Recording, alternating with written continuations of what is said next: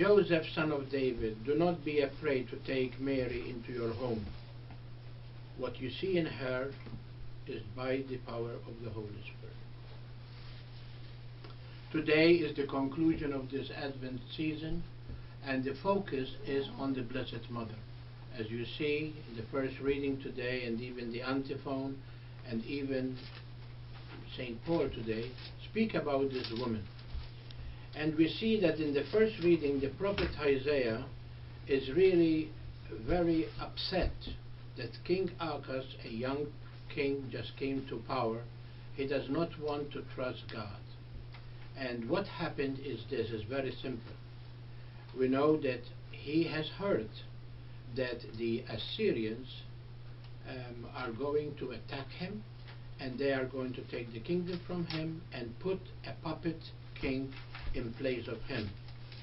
And we know that while the king was watching the water in the reservoirs and to see that he has enough wheat for bread before he closed the gate of the city, we know that the prophet Isaiah came to him and he said, "Seer, why you don't trust God like our people trusted him in the past?" And he said, "I have enough of your God, I have enough of people, I trust nobody. I am going to do what I decide to do, and that is to assign myself with the Assyrians so they will not come and take me away and overtake me." And then the prophet gave him a very beautiful prophecy and an answer to his stubbornness. He said, "Not you, but the Lord is going to give you a proof, because the kingdom of David is not going to come to an end. You are going to put the kingdom of David to an end, but God will not. And because of this, he is going to give you a sign. You are just married, and your wife is expecting her first baby." And in Hebrew, a woman who just married and expects her first baby is called Alma. And we know that this woman that you have married and expect her first baby, she is going to give a birth to a boy, and you are going to name him Emmanuel, which means that God, whether you trust him or not, is still with us. And then we go in the gospel today, and today we find the evangelist Matthew speaking about how this birth of Jesus came about. We know that Joseph, when he is betrothed to a woman named Mary. Now remember that this is very different from our society. We are the West and they are the East. And in the East, this is very, very sacred. When a boy is going to espouse to a woman, in other words, they are going to engage themselves in preparing for women, that for us is marriage. In fact, if they break at that time, after that time, they have to go to court in order to split the asses. And we know that the only thing is that this is something very, very, very important, that when you promise somebody to take him for marriage, you have to keep your word. In other words, Mary was assigned to this man who is going to marry her, and she is going to be his wife, and Joseph will be her husband. But before they live together, in other words, they do not go to live together, Joseph noticed that Mary is with child. And because of this, he realized that this child is not his.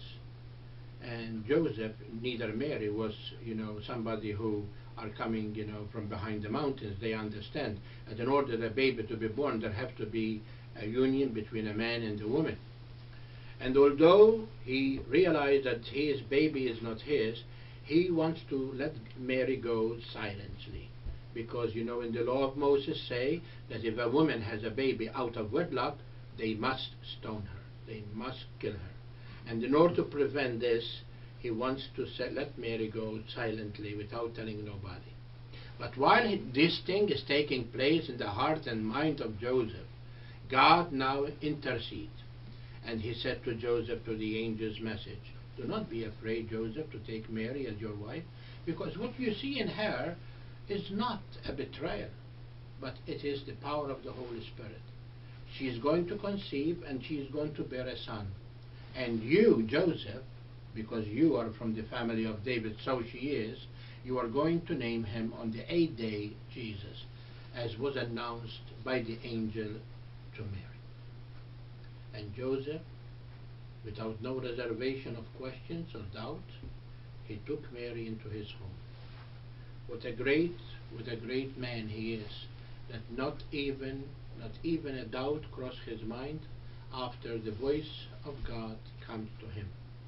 But remember that what St. Paul is trying to say to us, that Jesus, although he was divine, he also had the lineage of man, because this is something that really always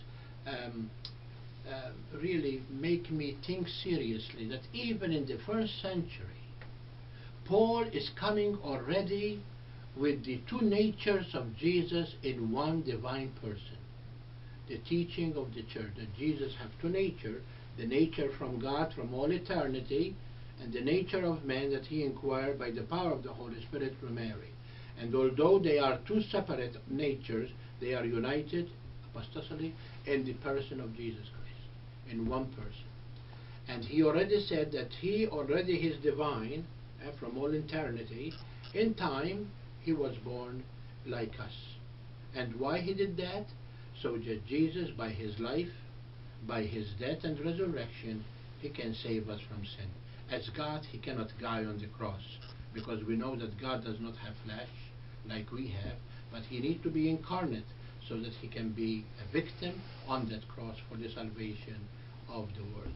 Although Joseph, in front of the eyes of people, was the father of Jesus, but he was not, because the father of Jesus is the eternal Father. He was the foster father, the one who helped Mary to raise the infant Jesus. This is what we are meditating the last Sunday of Advent.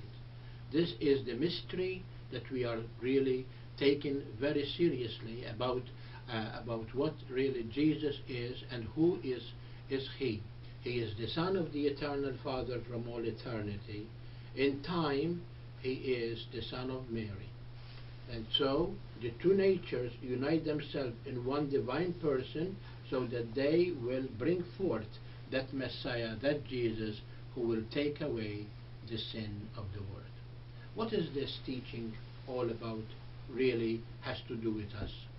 It is very important to understand that Mary is the mother of God. In fact, on January 1st, the maternity of, this is what we discussed the Council of Ephesus in 431, when the council divined Mary as the Theotokos. She is the woman who gave birth to a son, and that son from all eternity was divine. And that's why she named him Jesus, because we don't name nature, we name human beings. And that's why she named him Jesus. Now, the other way is that Jesus not only was divine, but also he is human. And that's why he was born like us, in everything like us but sin. And that's why, if you look at the readings today, the first reading, Isaiah speaks of a woman who is just married and expecting her first baby as Alma. But Matthew, prior to this gospel we read today, he changed the Alma into a virgin. And he did that because he wants to emphasize the virginal birth of Jesus. He wants to emphasize that Mary was, that Mary is, and Mary will continue to be the virgin. That's why, remember, Benedict XV, after the Mass, he used to say the three Hail Marys: virgin before birth, virgin during birth, and virgin after birth, to identify that Mary remained a virgin. And that is very important, because this virgin gave birth to a child who is God among us, the Emmanuel. And this is the teaching of the Church for us. And so today, as we conclude this season of Advent, I recommend you very seriously about, your heart to be prepared for this great mystery of the Incarnation. I hope by now you went to confession.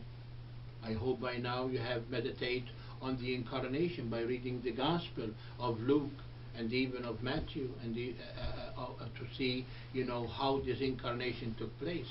I hope that you participate in the liturgies and also in the vigils that's going to take place for Christmas. And not because you go on Christmas Eve, you don't go to Mass on Christmas Day, because after all we are celebrating the vigil on Christmas. The really Christmas Day is the 25th, and the day when we celebrate the true incarnation, that incarnation of Christ, when God the Father so loved the world that He gave us His only Son. And so I really ask you in a very special way to be thankful to God for this great gift. He didn't give us an object, He didn't give us something, but He gave us the precious gift of His Son, the greatest gift that He can give us. And He made Him one like us, so that He, who was God, become one of us. He will also lift us from our misery of humanity, which is broken by sin, and lift us up to the equality of divinity. That's why we are called children of God. So as we call celebration of the Mass today, we really thank God for these two great personalities today, the personality of Mary and the personality of Joseph.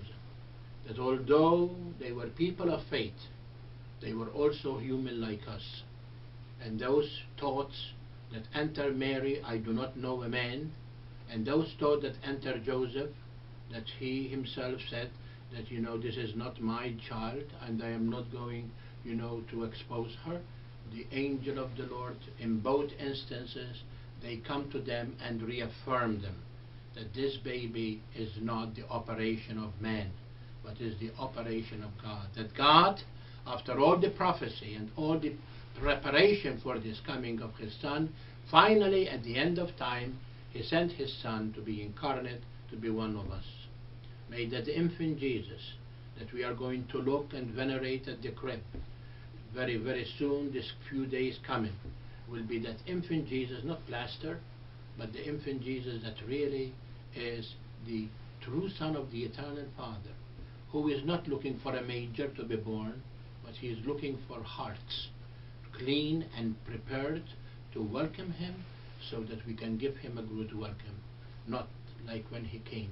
He came to His own, and His own did not receive Him. Let us receive Him, because when we receive Him, we are going to prepare ourselves to receive Him at the end of time, when He will come, not to judge us, but to take us home, as we hope and pray that we who have accepted Him in our lives, He will take us home at the end of time. God bless you.